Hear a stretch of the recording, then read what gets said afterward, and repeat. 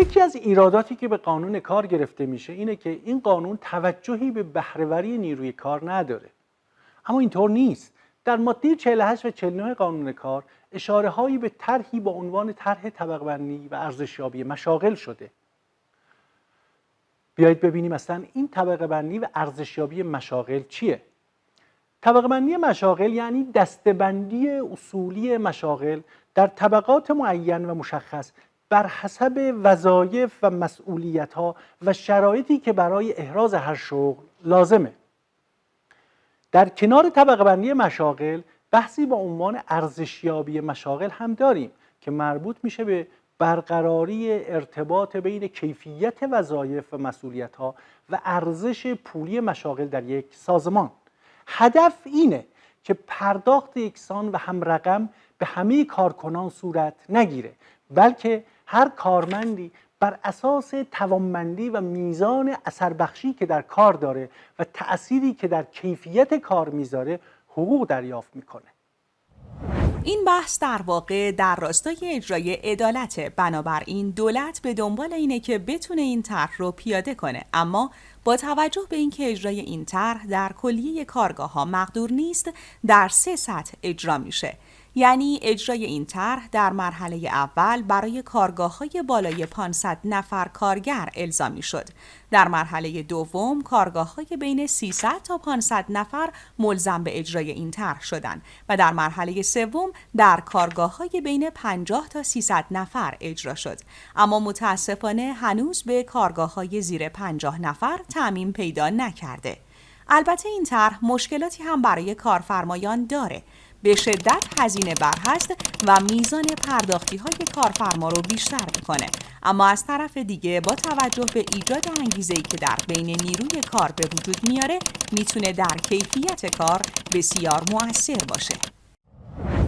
طرح طبقه بندی مشاغل به روش‌های مختلف انجام میشه، مثل روش رتبه بندی، روش درجه بندی، روش مقایسه عوامل و روش امتیازی. در ایران از روش امتیازی استفاده میشه. با توجه به افزایش حق السعی که کارفرمایان به کارگران پرداخت میکنن، مخصوصا بعد از اجرای طرح طبقه بندی مشاغل که افزایش پرداختی ها به کارگران زیاد میشه، برخی از کارفرمایان از شگردها و ترفندهای متفاوتی استفاده میکنن تا در آینده حق سنوات کمتری پرداخت کنند یا حق بیمه پایینتری رو بپردازند. برای مثال پرداخت حقوق رو تقسیم میکنن، یعنی حقوق رو در 2 مرحله پرداخت میکنن و یکی از این واریزی ها رو به عنوان حقوق کارگر معرفی میکنن تا محاسبه بیمه تامین اجتماعی که 23% به عهده کارفرماست پایینتر بشه و به این شکل هزینه های خودشون رو کنترل میکنن.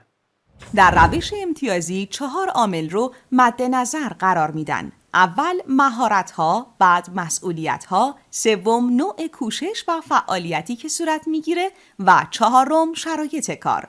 در بین این 4 مؤلفه‌ای که برای روش امتیازی در نظر گرفته شده، مهارت‌ها 33.5% از امتیاز رو به خودشون اختصاص میدن، مسئولیت‌ها 30%، کوشش‌ها 18.5% و شرایط محیط کار 18%.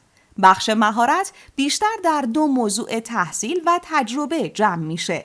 البته منظور از تحصیل صرفاً مدرک دانشگاهی نیست. اگر کارگری دوره‌های آموزشی رو در مؤسسات و مراکز آموزشی هم گذرونده باشه، میتونه از اون استفاده کنه.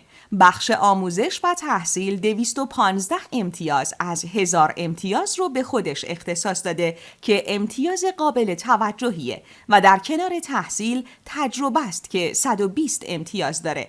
بخش مسئولیت‌ها فقط به موضوع سرپرستی و مدیریت محدود نمیشه. مشاغلی که مسئولیت بعضی امور بهشون داده شده هم امتیاز آورن. در بخش مسئولیت‌ها به سرپرستی، ایمنی دیگران، ماشینالات، تماس و ارتباط، مالی و دارایی‌ها، تهیه فرم‌ها و گزارشات و نگهداری مواد و محصولات توجه میشه که هر کدوم امتیازات مربوط به خودشون رو داره. همونطور که میبینید بیشترین امتیاز بعد از سرپرستی مربوط به مالی و دارایی‌ها میشه و جمع این امتیازات در آخر به 300 میرسه. میرسیم به مؤلفه کوشش ها. دو نوع کوشش داریم: کوشش فکری و کوشش جسمی. طبق چیزی که قانونگذار در اینجا تدوین کرده، کوشش فکری امتیاز بالاتری نسبت به جسمی داره. معمولاً کوشش‌های فکری کوشش‌های خستگی آورتری هستند، چون با روح و روان در ارتباط هستند و در نهایت شرایط کار که شامل شرایط نامساعد محیط کار و خطرات ناشی از کار میشه. شرایط نامساعد 110 و خطرات 70 امتیاز رو به خودشون اختصاص دادن. در روش امتیازی مجموع امتیازات 1000 که مشاغل و متصدیان اون مشاغل ارزیابی میشن و بر اساس این ارزیابی امتیاز به دست میارن و نهایتاً در گروه‌های 20 گانه طبقه بندی میشن. این طبقه بندی مبنای طرح حقوق و دستمزد کارگران رو در بخش امتیازی تعیین میکنه.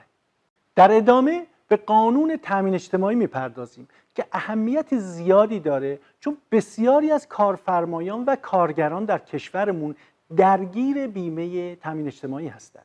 طبق اصل 29 قانون اساسی، دولت مکلفه از محل درآمدهای عمومی و درآمدهای حاصل از مشارکت مردم بیمه تامین اجتماعی رو از نظر بازنشستگی، بیکاری، پیری، از کار افتادگی، بی‌سرپرستی، در راه ماندگی، حوادث و سوانح، خدمات بهداشتی و درمانی و مراقبت‌های پزشکی برای همه مردم فراهم کنه.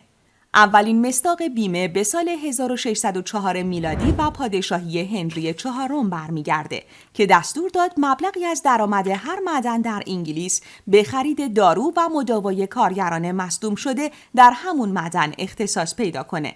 در سال 1881 همزمان با امپراتوری ویلهلم اول و صدراعظمی بیسمارک در آلمان برای اولین بار قانون بیمه‌های اجتماعی تصویب شد. بدین ترتیب اولین نظام بیمه‌های اجتماعی در آلمان پایه‌گذاری شد و به سرعت به کشورهای صنعتی دیگه اروپا هم راه پیدا کرد. بر اساس همین پیشینه است که الان آلمان و انگلیس منسجم‌ترین و بهترین نظام بیمه دنیا رو در اختیار دارند. سابقه تامین اجتماعی در ایران به سال 1301 برمیگرده، یعنی زمانی که اولین قانون استخدامی در کشور تصویب شد و نظامی برای بازنشستگی به وجود اومد. این قانون 3 اصل داشت: حمایت از کسانی که بعد از خدمت دیگه توانایی فعالیت کردن ندارند، تخصیص مقرری برای کسانی که به علت حادثه علیل از کار افتاده میشن و در نهایت حمایت از خانواده کارگران فوت شده. تشکیل صندوق تامین اجتماعی در ایران برمیگرده به سال 1309 و صندوقی که در اون زمان برای ارائه تسهیلات به کارگران ضایعه دیده یا فوت شده حین احداث راه آهن ایجاد شده بود. طبق قانون کار که در سال 1325 تصویب شد، کارفرمایان موظف بودند کارگران خودشون رو بیمه کنن و برای این کار 2 صندوق در هر کارگاه پیش بینی شده بود: صندوق بهداشت و صندوق تعاون. صندوق بهداشت مربوط به تامین هزینه‌های دارو و درمان کارگران میشد و صندوق تعاون به اموری مثل ازدواج، عائله‌مندی، بیکاری، از کار افتادگی، بازنشستگی و غیره می‌پرداخت. طبق ماده 16 قانون کار مقرر شد صندوقی به اسم صندوق تعاون و بیمه کارگران هم برای معالجه و پرداخت غرامت به کارگران تشکیل بشه و در ادامه در سال 1331 و در دولت دکتر مصدق سازمان بیمه‌های اجتماعی کارگران تأسیس شد که وظیفه اون ارائه کمک‌ها و مزایای مقرر در مورد کارگران و کارمندان بیمه شده بود و در نهایت تصویب قانون تامین اجتماعی در تیر ماه 1354 نقطه عطفی بود در نظام تامین اجتماعی کشور. اصلا بیمه چیه؟ بیاید یه تعریفی از بیمه داشته باشیم. بیمه عملیه که طی اون خطر قریب الوقوعی که ممکنه برای دارایی، فعالیت یا جان فردی پیش بیاد به بیمه‌گر منتقل میشه و بیمه‌گر مسئولیت جبران خسارت اون فرد رو به عهده میگیره. بیمه ها به دو دسته کلی تقسیم میشن: بیمه های اجتماعی و بیمه های بازرگانی. بیمه های بازرگانی خودشون سه دسته هستن: بیمه های اموال، اشخاص و مسئولیت، که هر کدوم از این دسته ها هم خودشون دسته‌بندی های کوچکتری دارن. بیمه های اموال مربوط به بیمه های اتومبیل، آتش سوزی، مهندسی، باربری و پول میشن. بیمه های اشخاص شامل بیمه های حوادث یا مدنی، بیمه های درمان و بیمه های سرمایه گذاری عمر و پسنداز میشن. بیمه های مسئولیت عموماً مربوط به مشاغل میشن و هر روز گستره اونها هم بیشتر میشه، مثل بیمه مسئولیت مدنی، بیمه مسئولیت کارفرما، بیمه مسئولیت مؤسسات حمل و نقل، بیمه مسئولیت در مقابل همسایگان و بیمه مسئولیت تولید.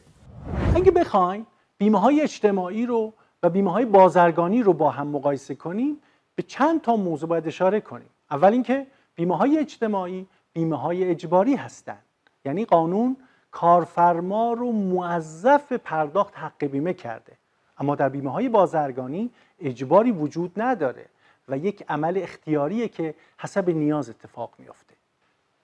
دومین تفاوت اینه که حق بیمه های اجتماعی بر مبنای حقوق تعیین میشن، اما بیمه های بازرگانی بر اساس توافقی که بین طرفین به وجود اومده پرداخت میشه.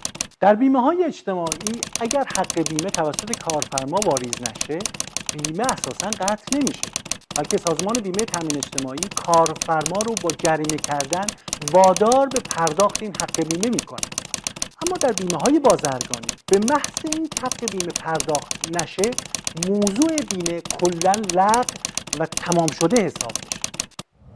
مهمترین ویژگی بیمه های اجتماعی اینه که این بیمه ها تکلیف دولت هستن، یعنی دولت ها موظف به پیگیری و حتی پرداخت اون از محل اعتبارات منابع عمومی خودشون هستند و بیشتر هم مباحث مربوط به بازنشستگی، پیری، از کار افتادگی، خدمات درمانی، بهداشتی و حوادث و سوانح رو پیگیری میکنن. بنابراین مشمول بیمه تامین اجتماعی شدن اهمیت خاصی در بین افراد، مشاغل و خانواده ها داره. خب بیایید ببینیم سازمان تامین اجتماعی چه انتظاری از کارفرمایان داره. به محض آغاز به کار کارگاه، کارفرما باید برای کارگران خودش تشکیل پرونده بده و برای این کار باید اولی کد کارگاهی بگیره. به محض گرفتن کد کارگاهی میشه برای کارگران پرونده بیمه تشکیل داد. کارفرما باید به صورت ماهانه یا حداکثر با 1 ماه تأخیر لیست حقوق یا دستمزد کارگران خودش رو به شعبه تامین اجتماعی بفرسته. الان کارفرمایان میتونن به راحتی و به صورت اینترنتی این لیست رو هر ماه و قبل از پایان ماه بعد از طریق سامانه سرویس تامین.ir ارسال کنن. کارفرما باید بلافاصله تغییرات مربوط به جابجایی نیروی کار یا حتی کارگاه رو به شعبه تامین اجتماعی بفرسته. در غیر این صورت جریمه میشه. کارفرما موظف گزارش هر گونه حوادث و رویدادی که برای کارگر در طول دوره فعالیتش در کارگاه میفته رو ظرف 3 روز اداری به شعبه تامین اجتماعی بفرسته. و مسئله آخر مربوط به ماده 37 و دریافت و ارائه مصافا حساب کارگاه‌هایی که به اشخاص دیگه واگذار میشن. در اینجا بیمه دهنده موظفه که تصفیه حساب رو انجام بده.